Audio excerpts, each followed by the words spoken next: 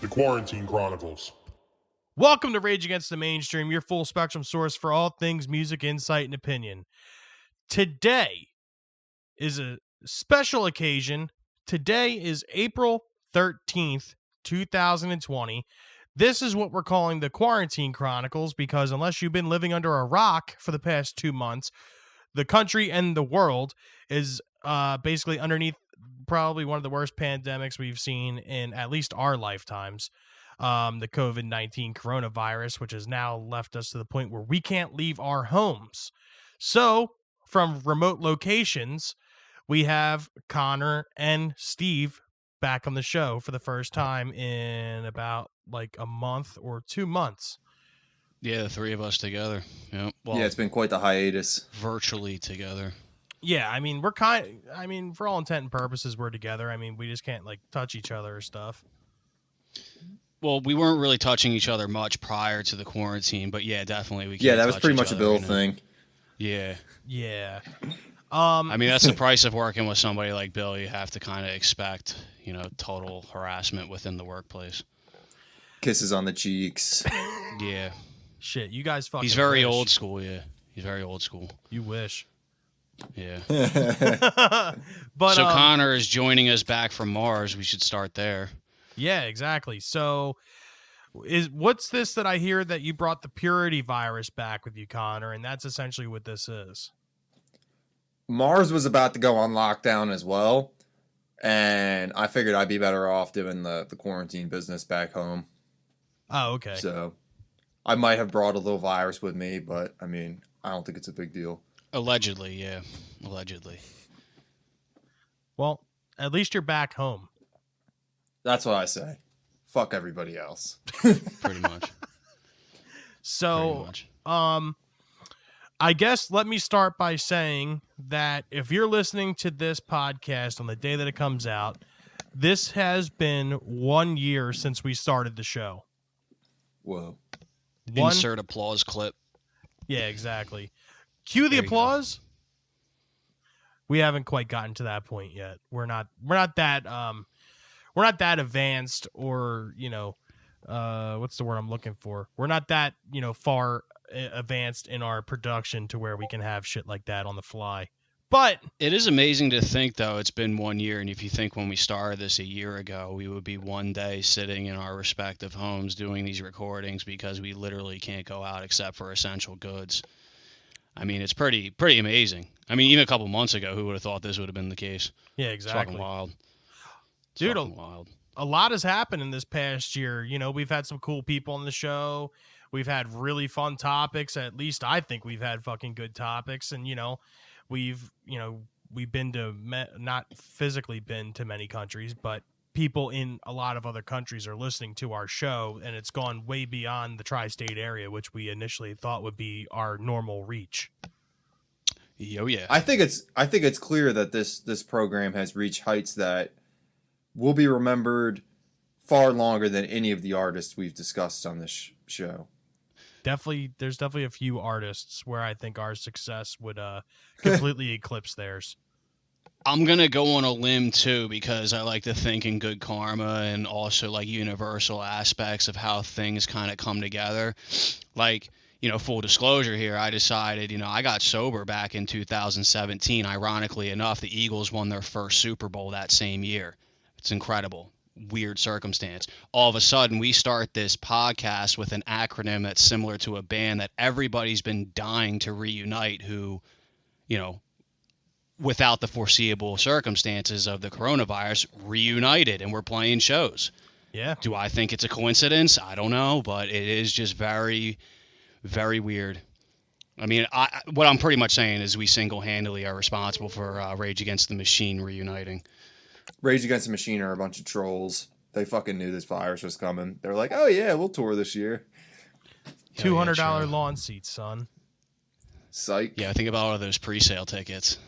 Oh my god. But anyway. Yeah, so I guess during this whole thing, has anyone encountered anything new or interesting? The new Bush song, Flowers on a Grave, I thought was pretty good. I thought it was their best single since their first comeback single, Sound of Winter. Did you Yeah. like that song Baby Come Home too? Oh, hell no. I didn't think it was horrible. Yeah, no, I don't like it. They've had a couple really bad singles since in the second run. The worst being probably Mad Love, the first single from the last album, Black and White Rainbows. Yeah. Well, That it's was funny like the because Gwen Stefani breakup song. Yeah, well, Connor, I mean, you were showing me for you, baby. you were showing me like the B-sides to like Razor Blade Suitcase. You showed me that song Old, and it's funny because like I always like could go back to 16 Stone. Like Little Things is up there as like one of my top whatever 90 songs. I don't really put it anywhere above Nirvana or like Alice in Chains, but it's definitely up there.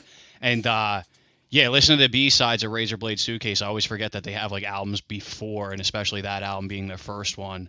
And I went back and listened to it, and it's fucking good, man. Like we talk about a lot of bands on here that are very commercially successful, and Bush in a small regard is like up there as one of those. But some of their older stuff, man, like that album, I really never gave a lot of credit to, and I fucking started listening to it, and it's fucking the good. thing is with Bush, I agree. Bush got ignored in the UK because they weren't Britpop, and because of that, they weren't like Britain back then. Basically, had like a state-run like talent show to BBC Six to Top of the Pops pipeline, where if you didn't go through like these official channels to get your band big, then you couldn't do it in Britain. And Bush were like 30 something, like they were already like 30 when 16 Stone came out, so like they were like journeymen, and they kind of knew the industry, and they said, "Fuck these assholes here. We're just gonna go over to America and fucking do it like that." And that's what they did. They just toured nonstop for years and put out a bunch of singles, never said no to opportunities, and they built themselves up. See, kids, Yeah, anything is possible. Absolutely. Gavin, you're my inspiration. So, I guess since all this coronavirus thing happened and everything, obviously we were supposed to record an episode, or actually 2 episodes with RJ and Danny from Alica. And since that obviously fell through because that just so happened to be the weekend that the fucking world decided it was going to end. Just closed down. Yeah, just shut down. Like, fuck it. And, in hindsight, we probably could have done it that weekend, but, like now knowing what we know now, like we could have, but of course everyone was scared then. And I don't disagree with it. I was definitely worried too. But, since, we've been kind of like on this break house arrest thing, I've been doing that whole like hanging with Bill thing, and I've got to interview a couple bands, and yeah, I've heard some pretty cool stuff. Like that last band that I had on Zenora last week. They're kind of like a throwback 70s band. I don't know if you guys had heard the single that they put on that song Sinner, but they're like, dude, they're a pretty cool sounding band. They sound like a mix between like old Judas Priest and like Deep Purple and shit. And they're like from our area. They're from Gloucester County. Yeah. Okay. Yeah, dude. They're called Zenora, Zenora. If you guys get the chance to check them out, it's pretty cool. I mean, it's not like super groundbreaking shit because it's kind of in that like the way I explained it was like it's new enough to where it's like refreshing to hear it, but yet it's familiar enough to be nostalgic. Well, I mean, not to bring Bush back up again, but they're not groundbreaking, but they're still a great band. Exactly. Yeah, I think that's the hardest thing, especially in this day and age. It's like people try too hard to go to that groundbreaking sound, and it's just like if people aren't ready for the times, they're not going to really appreciate it. And we kind of all have the same music taste where it's like, yeah, we'll look for something new and exciting, but if you hear something that sounds familiar and is comforting, you know what I mean? Like I'd rather hear that than something so far out of left field that's like trying too hard to be different, and it's just bad. Yeah, exactly. Yeah, I agree. Let's jump into On This Day in Mini music history. I say mini because normally we do like 10 or 12 or more of things that happen in music history. Now we're going to keep it to a short and sweet, under 10. Today we have 6. Would you like to lead us off, Connor? Yeah, in 1965, way before George Harrison hit it to the super big leagues with Ding Dong Ding Dong, the worldwide smash, the Beatles, his band before his solo career, won their first Grammy Awards, taking Best New Artist and Best Performance by a Vocal Group for A Hard Day's Night, which is also my favorite Beatles single, probably. I don't mind Hard Day's Night. Great song. I'm partial to It's- Penny Lane. Yeah, that's a good choice. That opening chord in Hard Day's Night, the John and Paul together, magic.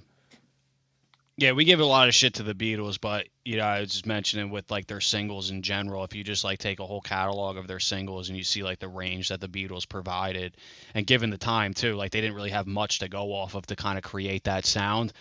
I mean, as overrated as they are, they're still an enjoyable band, like at the end of the day. Yeah, there's no denying what they were able to accomplish back in this early, in the early infantile stages of rock and roll. There's no denying it, and they are as important as, they should be. But I definitely feel like they get far too much credit than what they should. Well, yeah, because I mean, like I said, we talk about bands like the Beatles with not having like much to go off of. If you think of the sound in the 50s and like even the 40s, man, like you're talking about like the jazz scene into like, the doo-wop big band scene in the 50s. Then you have bands that came out later that kind of took what the Beatles were doing, like, like Led Zeppelin and The Who, and then they kind of spawned Black Sabbath. But I mean, music quality wise, there's hundreds of bands I would pick to listen to over the Beatles, but I'll never deny how talented they were and how groundbreaking they were for their time. It's just, Too much. You get someone who's really into the Beatles, you can't talk them out of them being the best band of all time, and it's fucking frustrating. I second that. There'll always be a place in my heart for the Beatles, but maybe not a place in my level of patience for listening to the Beatles. Yeah. But yeah. 1973. The Wailers, led by Bob Marley, released their 5th studio album, Catch a Fire. The first album on their new label, Island Records. It makes Marley and the Wailers international recording stars and brings reggae music to the forefront. I called out of work one time to go see the Wailers. Really? Yeah. That's funny. No Bob Marley, obviously, but what songs are on Catch a Fire? Do you know? I just have Legend. I'm not sure. Hold on. Well, while Connor's looking that up, what do we have going on in 1982, Steve? So 1982, David Crosby of Crosby, Stills and Nash, and sometimes Young, is busted for freebasing cocaine, leading to a downward spiral that ends with him in the Dallas County Jail. So I recommended a while ago a Crosby, Stills and Nash and Young album, Four-Way Street, which was a live album. And it's funny because I always like Crosby, Stills and Nash. Like my parents used to see them every time they came around Philly. Like they love Crosby, Stills and Nash. Yeah. And it's funny. Like I never really knew how fucked up David Crosby was, but there was this documentary. It's on Amazon Prime if you have a membership. I think it was free at one point. Now you have to buy it, but it's called David Crosby, Remember My Name. Okay. Bro, he was fucked up, man. He was fucked up. And I couldn't believe like how fucked up he is, because you listen to a lot of bands and you hear their sound and you assume like, they're part of the scene. They're probably smoking weed and doing things, but like David Crosby was like a stone cold addict, man. Like between heroin and crack, like he was, like I did he not was know fucking that. out there. Yeah. Oh he was yeah, out David there. Crosby was fucked up. Yeah. But to bring it back to Bob Marley, to answer your question on Catch a Fire, Bill, the prominent tracks on that were Stir It Up and Concrete Jungle. Oh, okay. Stir It Up. That sounds familiar. Yeah, if only those days were still here. Yeah. That fucking coffee shop. What I would give Rest to in go peace, back to Stir It those Up. days. Those Now days. it's a pedophilic tomato pie place. Yeah. How many arguments did I get into with Maria at Stir It Up? God damn. One or two. We used to sit back there with my stepmom's blazer, blasting Pantera just to annoy the masses. Those were the fucking days. Everybody else there is all into like fucking Death Cab for Cutie and fucking. Yeah. Remember that whatever one the time fuck there I was was other showing up indie with shit. that leather CD book with all my albums in it that I had burned. There was like, Yeah. I do remember this one time though. These like fucking preppy dudes or something showed up there, and like they're wearing like polo shirts and shit. And like I think we were all like jumping around like Primal Concrete Sledge or something.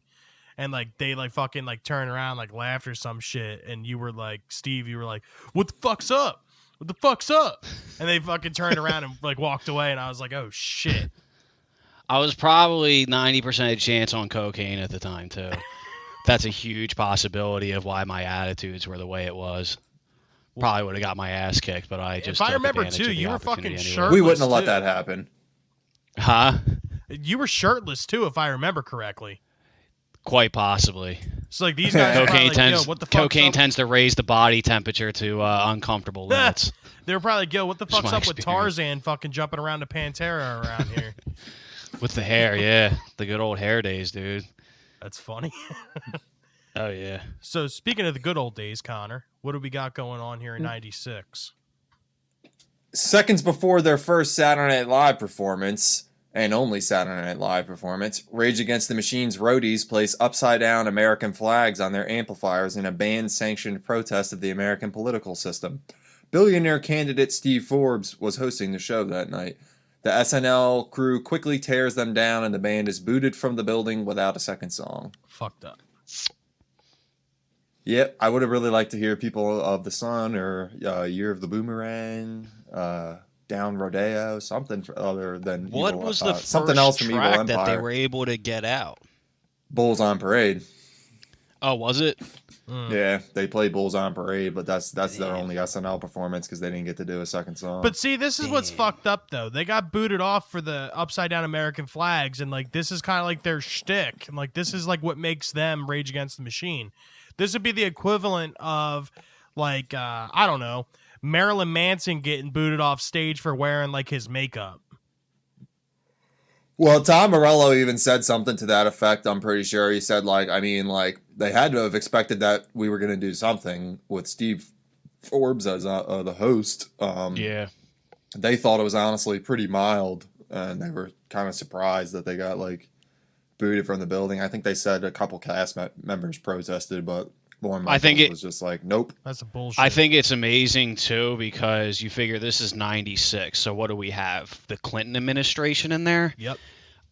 So I mean, obviously America wasn't as tumultuous as it is today, but you get to see SNL now and you see like Alec Baldwin like ripping Donald Trump and just, totally tearing down like, the political stereotype and like the amount of like material they're able to provide that's, anti-establishment, so to speak, because the way they make fun of all the politicians. But like, see, I think Rage could get away with that today. Oh yeah. But in like 96, I mean, that just goes to show you like it's just with the times. But again, that was a band that you should have clearly expected something like that to happen. I It agree. was a perfect setup. Rage Against the Machine playing after Steve Forbes hosted. Come on.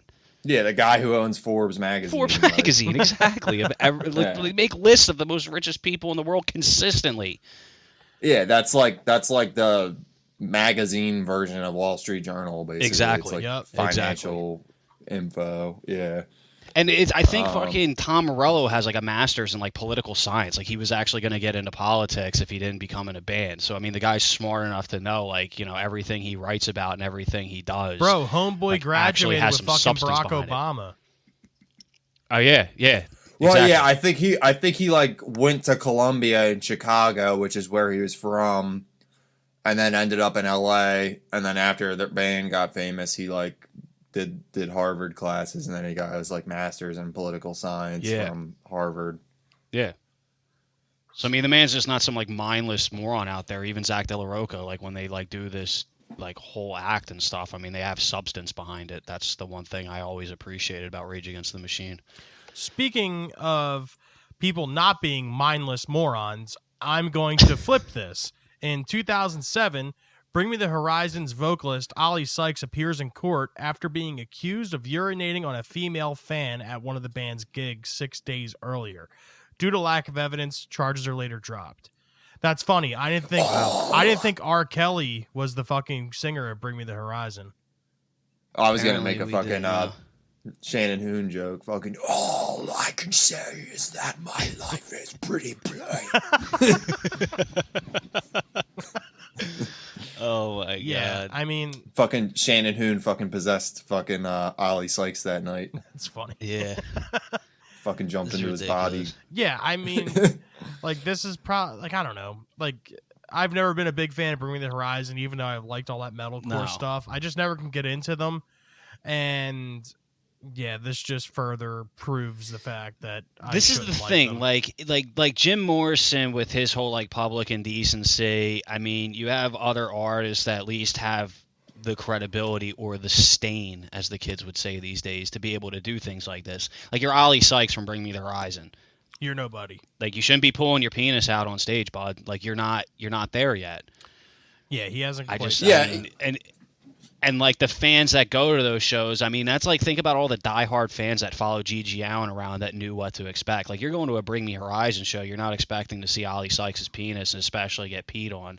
So that's like a big fucking I mean, no-no. not for nothing, but most of Bring Me the Horizons fans were fucking 14 to 16-year-old girls. Exactly, dude.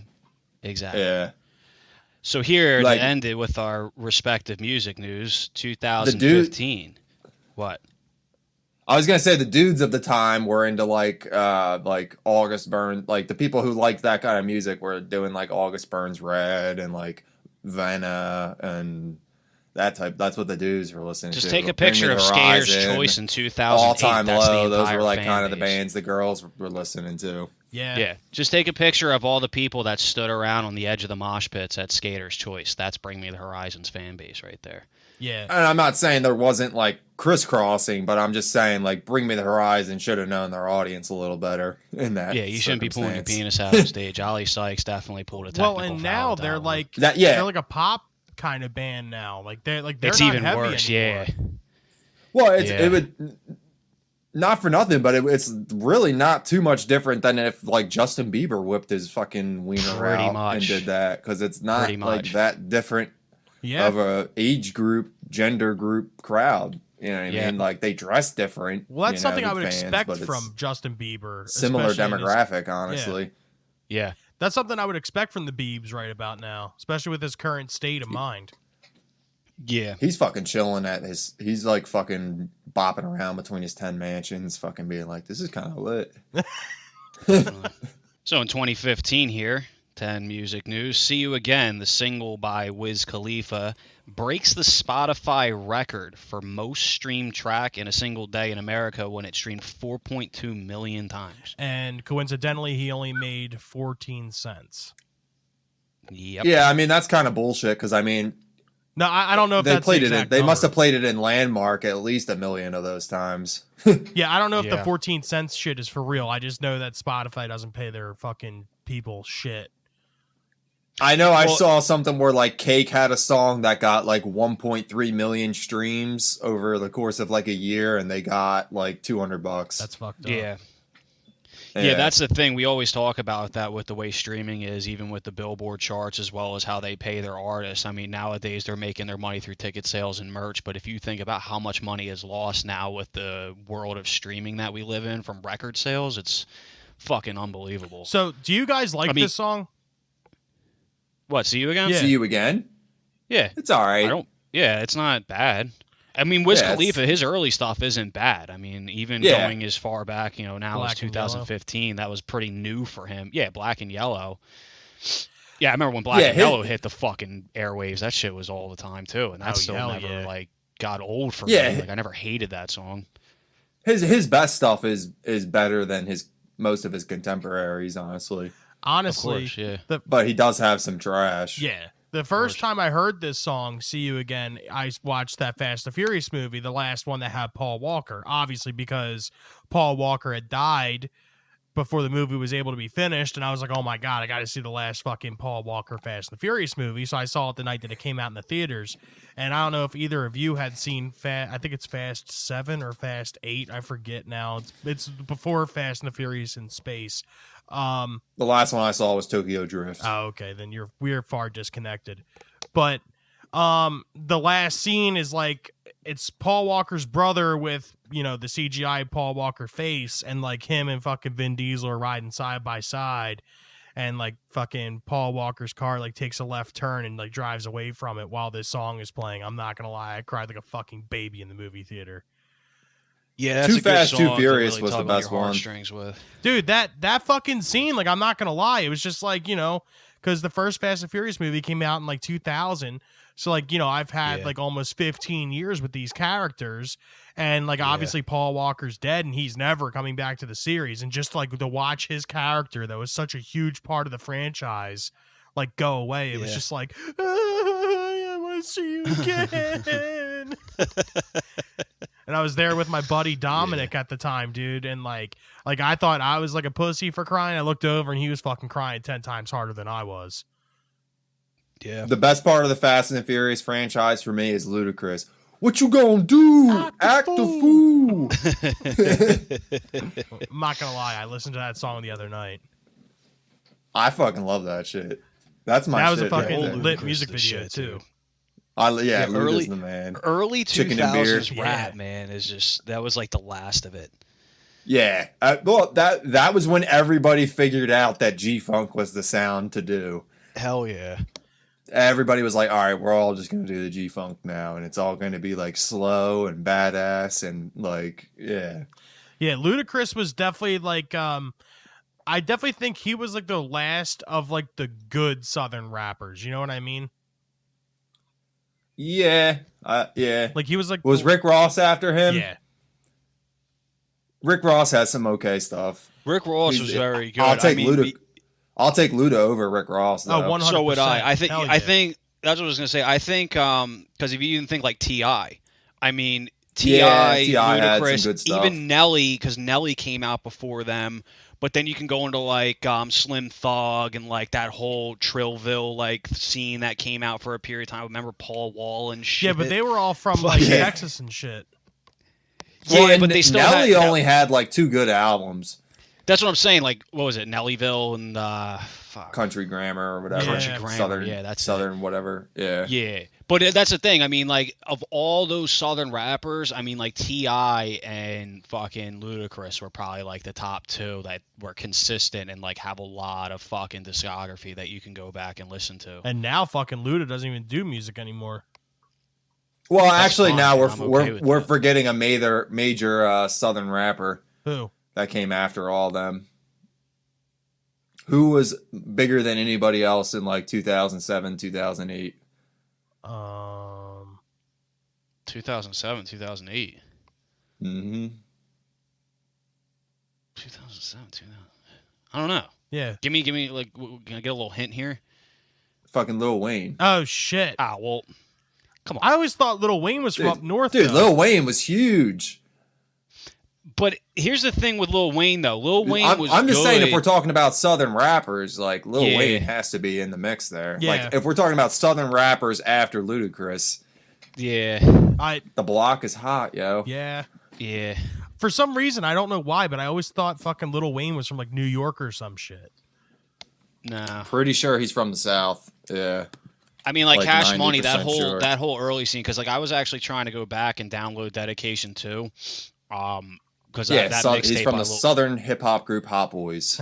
Yeah. What was it? Fucking Bling Bling was like that first song that really like exposed him on the scene, like before he came out. He's from with Under Both Louisiana. Hands Wing. Oh, okay. Yeah. All right. Huh. Well, I guess to kind of wrap up music news here and kind of get into, I guess, what is like a main topic. I guess since we've been basically locked up for almost 2 months now, what have you guys been doing to like get through these times? Music and So, movies. Yeah. I mean, the Guitar. thing about it is, like, I'm still in online school. Like, my semester ends mid-May. Okay. So obviously, like, I'm looking at virtual bowling pins, and like I have to like click and drag and like set them up. I have like time limits on how I do it. Simulators I really and don't stuff? understand how this is. Yeah, I don't understand how this is going to translate to the real world, because that's not how I'm going to do it. But they need to fill the time. Like, I have to finish, and they have to continue to provide an education some way. So I'm kind of getting a freebie here because I'm just setting virtual pins. What about like Wii Like, bowling? there's like a. I have to do that from time to time. I actually, like, as quiz grades, I have to break a 250. Oh shit. And then submit it to my professors, but which is okay, because I've been Wii bowling since it came out in like the early 2000s. I mean, I had a 300 one day, so you know I'm used to it. I'm up to the challenge, I guess you could say. But like Connor, aside from that, I mean, Netflix is fucking great. Yeah.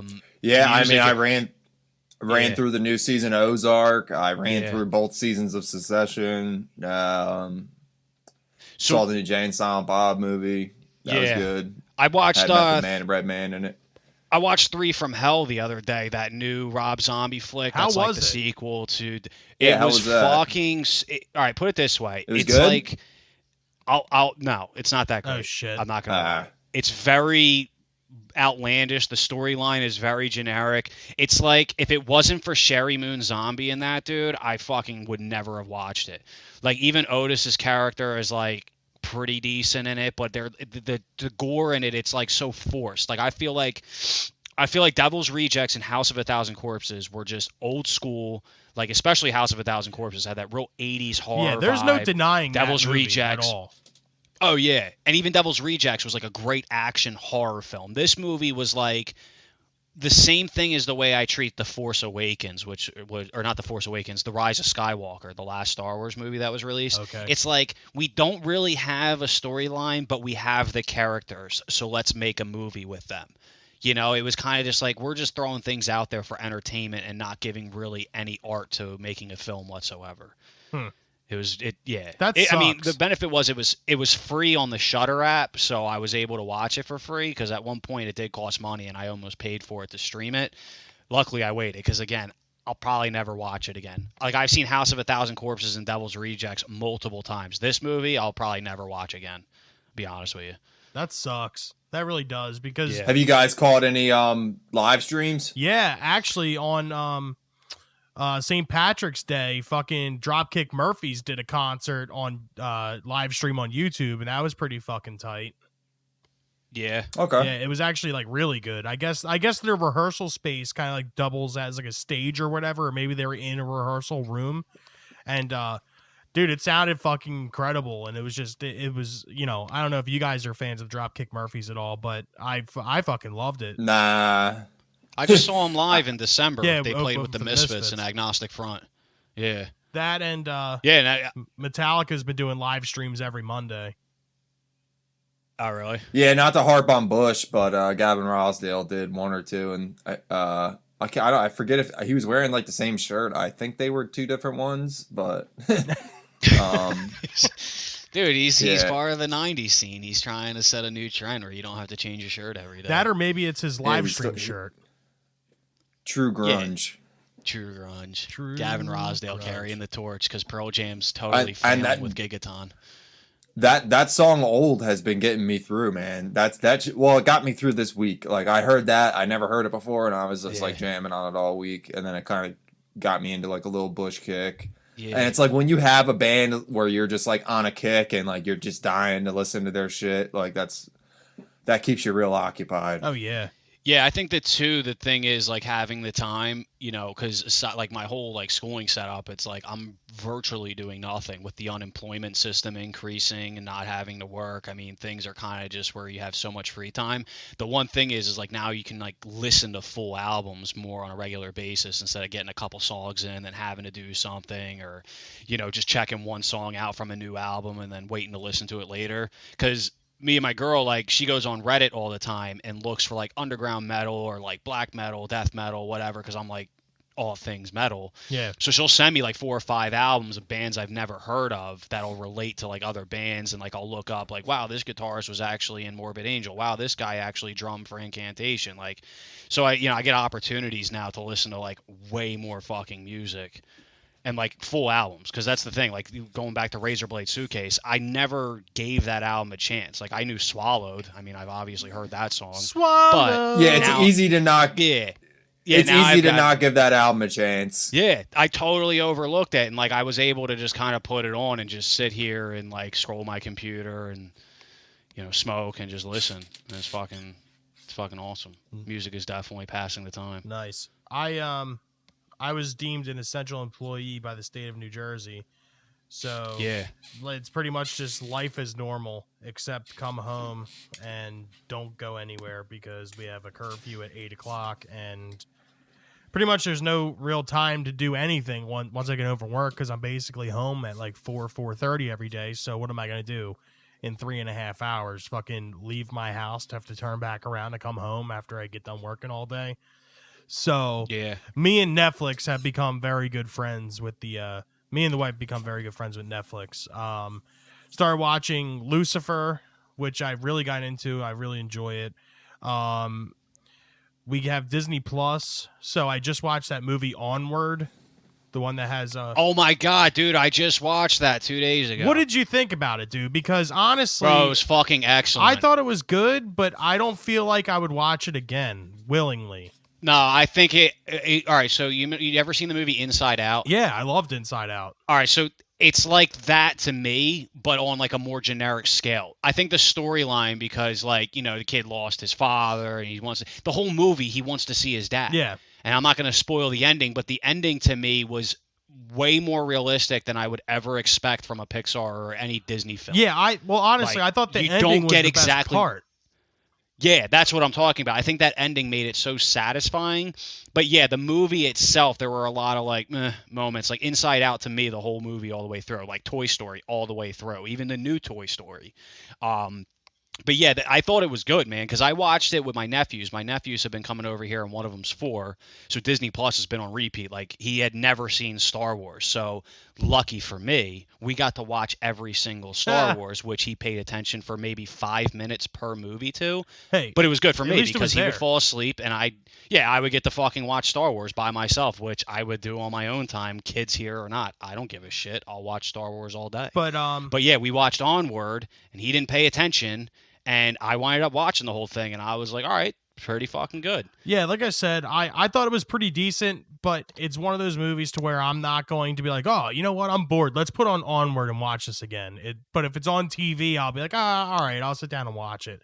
Yeah, that's the perfect way to explain it. Yeah, I watched totally agree with that. Ford versus Ferrari back when all this shit first started, and bro, let me tell you, fucking, if you ever thought that Matt Damon was like good in a role, or if you ever thought Christian Bale was good in a role, wait until you watch this fucking flick, dude, because it's the best fucking like acting that them two have ever done, in my opinion. Well, I like. Have you ever seen Rainmaker Empire with of the Matt Sun? Damon.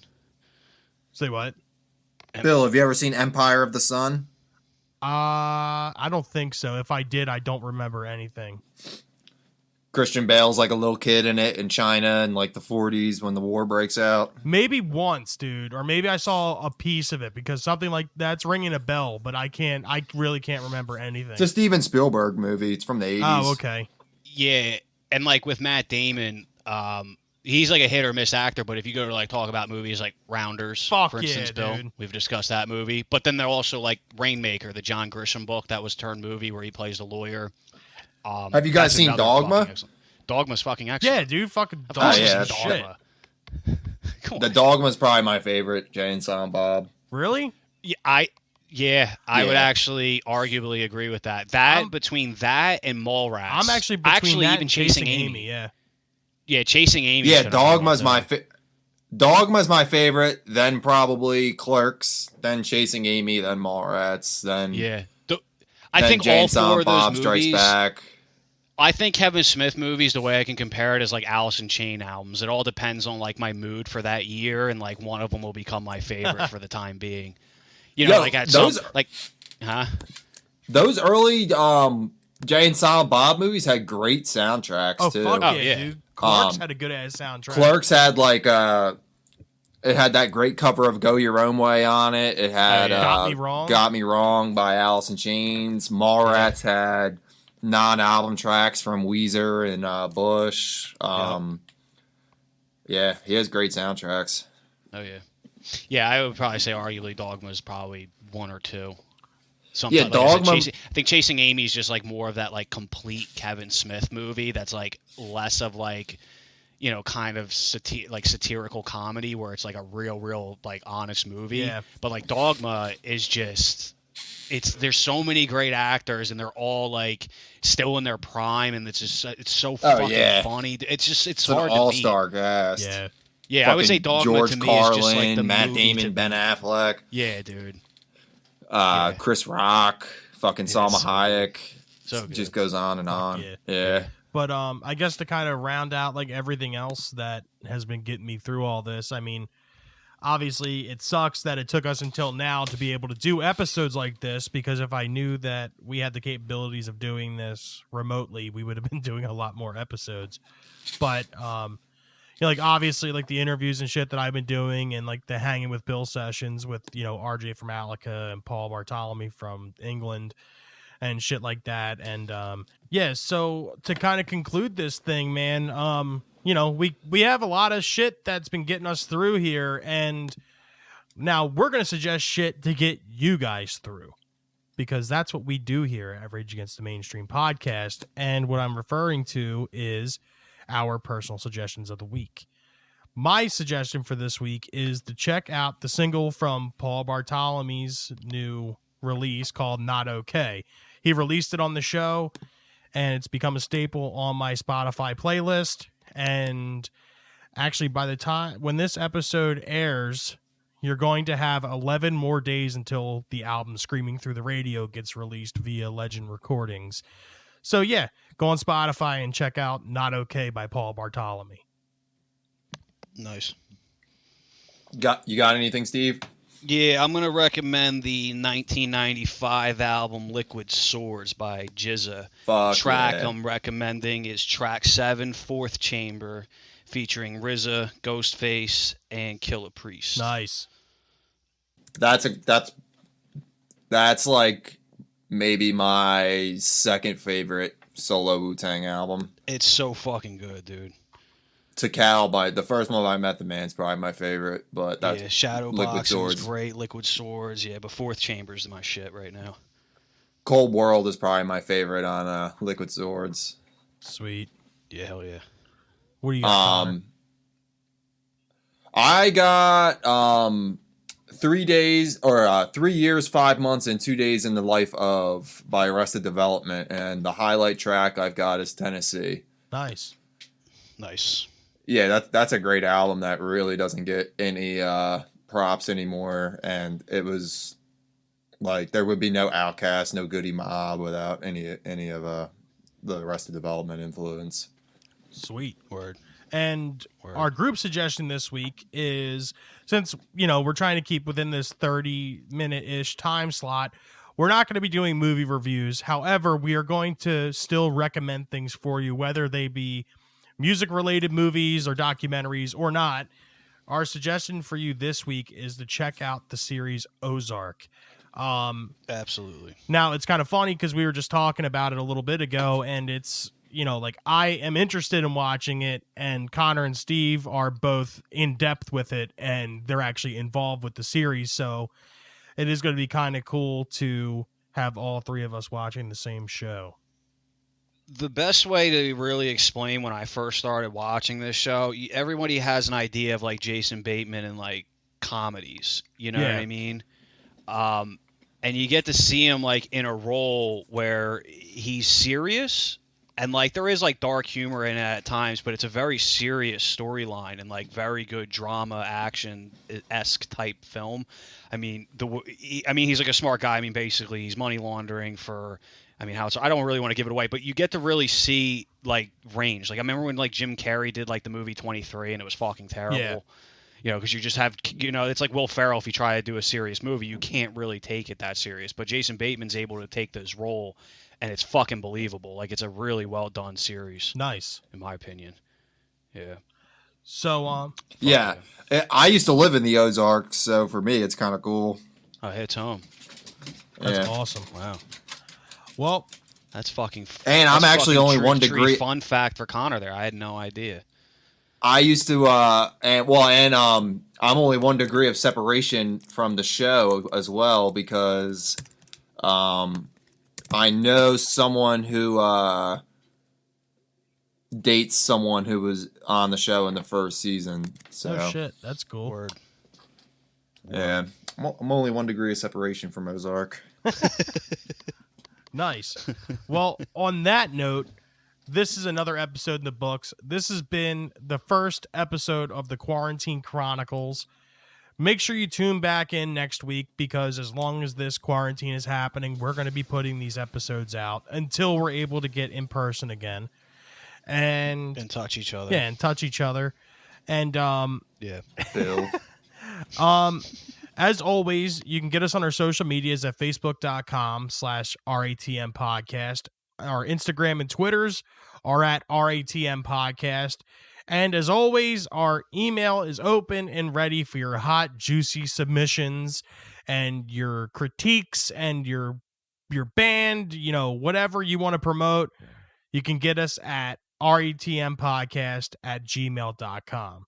But until then, this is Rage Against the Mainstream signing off. I'm Bill. I'm Connor.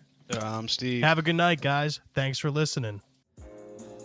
Keeping up with what's going on in the world can sometimes feel like it's more trouble than it's worth. The news can be scary and make you want to scream, or there's just simply too much out there to keep up with. But that's why there's the Assorted Goods podcast.